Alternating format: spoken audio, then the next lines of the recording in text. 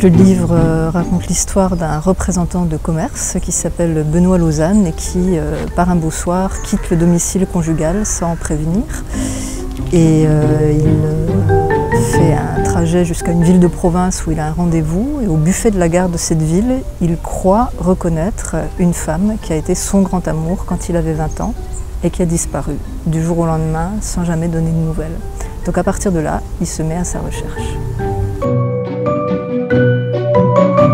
Comme il s'accroche à l'idée de retrouver cette femme qu'il a croisée par hasard, dont il n'est même pas sûr que ce soit Irina, la femme qu'il a aimée, il va s'installer dans la région, il va effectivement trouver un travail dans un jardin et y rester pour mener son enquête. C'est vrai qu'il y a une trame policière parce que dans le jardin où il a trouvé refuge, il va se passer un événement qui va déclencher une enquête, mais c'est aussi un roman d'enquête intérieure, c'est une introspection sur sa propre vie et sur finalement ce qui l'a amené lui à disparaître. Et en se questionnant sur ce qui l'a amené lui à disparaître, il comprend un peu mieux ou il approche un peu mieux les motivations de celle qui a disparu et qu'il cherche encore.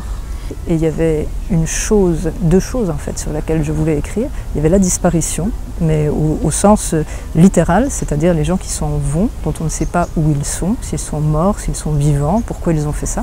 Donc ça c'est un sujet qui m'intéressait depuis très longtemps. Et je voulais aussi écrire sur la nature.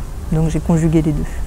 Et il se trouve ce qu'on appelle le locus amoenus, le lieu agréable, c'est-à-dire il se trouve dans un lieu qui est parfaitement protégé, dans lequel il a l'illusion un peu puérile qu'il va pouvoir se réfugier jusqu'à la fin des temps pour fuir ses responsabilités et ses problèmes. Et au fur et à mesure qu'il avance dans ce lieu clos, il découvre que les relations entre les êtres sont moins simples qu'il le pensait, que là où lui voyait des situations idéales, il y a des failles, il y a des lézardes, il y a des trahisons, il y a des mensonges. Donc le jardin va finalement passer d'un statut de lieu extrêmement protecteur et réparateur à celui de lieu angoissant. Mais là, il va être justement mis devant ses responsabilités, la situation redevient tendue, redevient complexe. Va-t-il partir à nouveau? Va-t-il déserter, démissionner? Ou va-t-il rester finalement pour partager la destinée des gens de ce groupe auquel il a voulu s'agglomérer?